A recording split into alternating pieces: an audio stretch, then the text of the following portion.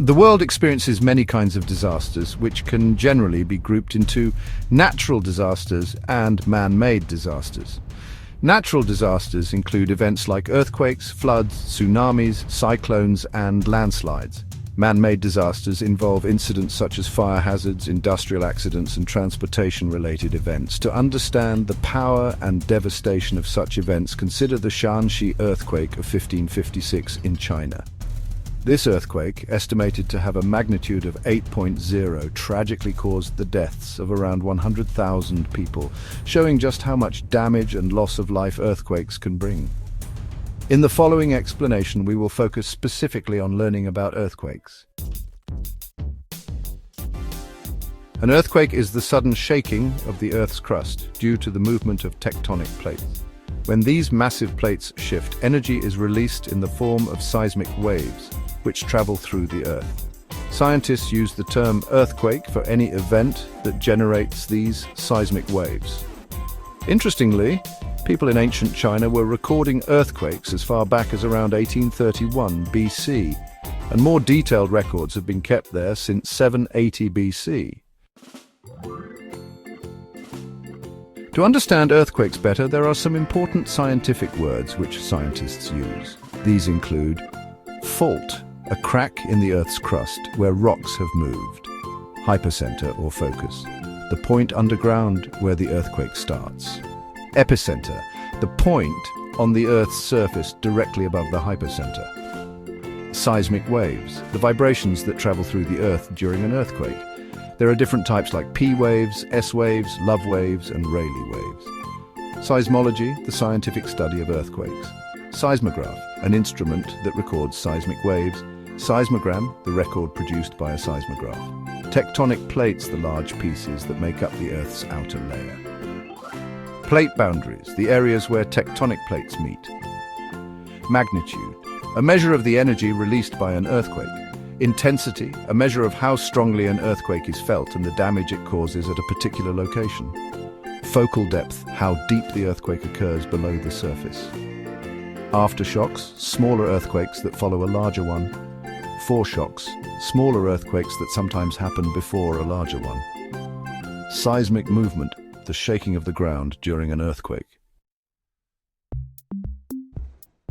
Shanxi earthquake of China in 1556, Tangshan earthquake in China in 1976, Indian Ocean earthquake in 2004, Valdivia earthquake in 1960, Alaska earthquake in 1964, Assam-Tibet earthquake in 1950. The below image gives us information about all the deadliest earthquakes above the magnitude of 8 and above. People have been recording earthquakes around the world since at least 780 BC. In 1705, Robert Hooke was one of the first to connect earthquakes to the movement of land, which was an early step in understanding why they happen. The invention of the electromagnetic seismograph in 1840 by Luigi Palmieri made it much easier to accurately detect and measure earthquakes, leading to more scientific study. In the mid-1800s, Robert Mallet figured out that most of the damage from earthquakes is caused by seismic waves, which are vibrations that travel through the Earth. Around the same time, it was suggested that earthquakes happen around breaks in the Earth's crust called fault lines. Later, the idea of tectonic plates and how they move gave us a much better way to understand where and why earthquakes occur. Over time, scientists developed better instruments and ways to analyze the data collected from earthquakes. Today, modern seismology uses advanced technology to study these events. Scientists are constantly researching the causes, effects, and whether we can predict earthquakes. Being prepared for earthquakes and finding ways to reduce their impact are really important. To study earthquakes, seismographs are placed in a careful and organized way all over the world. These locations are chosen to help detect earthquakes, find their location using a method called triangulation, target areas where earthquakes are common, like where tectonic plates meet, minimize interference from noise, consider practical factors, and help with specific research on things like volcanoes, aftershocks, the Earth's structure, and earthquakes caused by human activity. There are even seismographs placed on the ocean floor to get a better overall picture. The internet has become a great tool for finding information about earthquakes, like their strength, when and where they happened, and how many people were affected. Modern technology has really helped us learn a lot more about earthquakes. The main reason earthquakes happen is the sudden movement of the Earth's tectonic plates. They can be classified in two main ways: by their magnitude, how strong they are, and by how the tectonic plates are moving at their boundaries. There are three main types of plate boundaries. Convergent boundaries. This is where plates crash into each other. One plate can slide beneath the other, known as subduction, or if they are both continental plates, they can collide and form mountains. Divergent boundaries. Here, plates move apart, and hot rock from inside the Earth, called magma, rises to create new crust, especially along underwater mountain ranges in the middle of the oceans. Transform boundaries. At these boundaries, plates slide past each other horizontally, which can create a lot of friction and stress, leading to earthquakes, like along the famous San Andreas Fault. Understanding earthquakes is very crucial for the better living of people. Thus, in the 19th century, the seismograph was invented. The seismograph is an instrument used to measure and record ground motion, particularly during earthquakes, volcanic eruptions, and other seismic events. The Richter scale is a way to measure the magnitude of an earthquake based on the size of the seismic waves it produces, as recorded by a specific type of instrument called a seismograph. It was developed in 1935 and was the first widely used system for this. It's a logarithmic scale, which means that each whole number increase on the scale represents a tenfold increase in the size of the waves and about 31.6 times more energy released. While it was a big step forward, it's not as accurate for very large, distant or deep earthquakes, so scientists now often use a more precise scale called the moment magnitude scale, or MEW. Tectonic plates are like giant puzzle pieces that make up the Earth's outer shell. These plates are always moving either towards each other, away from each other, or sliding past each other. It's this movement, especially where they meet, that releases the energy that feels as an earthquake. This shaking can be powerful enough to damage buildings and roads. There are certain areas around the world where earthquakes are much more common. These include places like China, Indonesia, the Philippines, Japan, Iran, Turkey, Mexico, India, Ecuador, the Mid-Atlantic Ridge, Nepal, the Pacific Ring of Fire, Pakistan, Peru, the US, especially the San Andreas Fault, and the North Anatolian Fault. These areas are often located along the boundaries of tectonic plates. Earthquakes can have a huge impact on both the natural world and people's lives. On the environment, they can cause the ground to shake violently, lead to floods sometimes from damaged dams, trigger tsunamis, which are giant ocean waves, harm wildlife, start forest fires, cause the ground to lose its solidity known as liquefaction, disrupt ecosystems, create problems with water resources, and cause landslides and avalanches. On people, they can result in loss of life and injuries, make people lose their homes and become displaced, affect mental health, cause huge economic losses, disrupt society, damage important infrastructure like roads and power lines, and destroy personal property. If an earthquake happens, it's important to know how to stay safe. Don't stand near windows, doors, or tall things that could fall on you. If you're in bed, stay there and use a pillow to protect your head and neck. If you're in a car, stop safely and stay inside. If you're outside, stay away from buildings. If you're inside, get under a strong table or bed and protect your head and neck with your hands, and stay there until the shaking stops.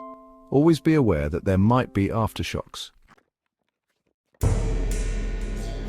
Once the shaking of an earthquake stops, you should check yourself for any injuries and treat them. Be careful and look around before you move. Remember that aftershocks can happen. Move slowly and wear shoes to protect your feet from broken glass and other debris. Use a flashlight if you need light, not a candle. If you're okay and it seems safe, try to help your neighbors and give first aid if they need it. As of 2025, scientists still can't accurately predict exactly when and where an earthquake will happen. This is because Earth's processes are complex. Earthquakes are caused by very complicated interactions deep inside the Earth. including the movement of tectonic plates and the buildup of stress on faults. It's really hard to model these processes precisely. No reliable warning signs exist. While sometimes humans see things like small earthquakes, changes in the ground, or changes in groundwater levels before a big earthquake, these things don't always happen, and they can also occur without a big earthquake following. Instead of trying to predict exactly when an earthquake will strike, scientists focus on figuring out the long-term risk in different areas. They use earthquake probability maps to show which regions are more likely to have earthquakes. To make buildings safer in earthquake-prone areas, engineers focus on things like the building's design and how stable its foundation is. They also use special materials that can better withstand shaking. Some techniques include base isolation, which separates the building from the ground, damping systems to absorb vibrations, and reinforcing the building's structure with shear walls and cross braces. Technology is really important for studying earthquakes. Seismometers are instruments that can detect and measure the vibrations caused by seismic waves. They turn these vibrations into electrical signals, which can then be seen as seismograms on a computer screen. When earthquakes happen, they have big social and economic effects.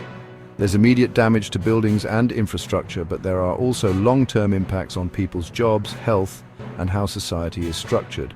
How bad these effects are depends on how strong the earthquake is, how developed the affected area is, and how prepared they were. Japan is one of the countries which always stays prepared to confront earthquakes. In the future, we'll likely see even more use of technology to understand and prepare for earthquakes. This includes better early warning systems and a focus on building stronger, more resilient buildings and communities. New developments in analyzing data, the Internet of Things, and artificial intelligence will help us detect earthquakes faster and more accurately, and also improve how we respond to emergencies. It will also be crucial to educate the public so that people are better prepared when earthquakes occur. Earthquakes are powerful natural events caused by the shifting of the Earth's tectonic plates, which creates seismic waves. We measure them using scales like the Richter scale with instruments called seismographs. They happen most often in certain zones around the world where these plates meet. Our understanding of earthquakes has grown over centuries thanks to scientific work and technological advancements. Earthquakes can have devastating effects, from shaking the ground and causing tsunamis to resulting in loss of life and economic hardship. While predicting them precisely is still a challenge, scientists are constantly working on understanding the risks, improving preparedness, and designing safer buildings. Technology plays a vital role in monitoring and responding to these natural disasters.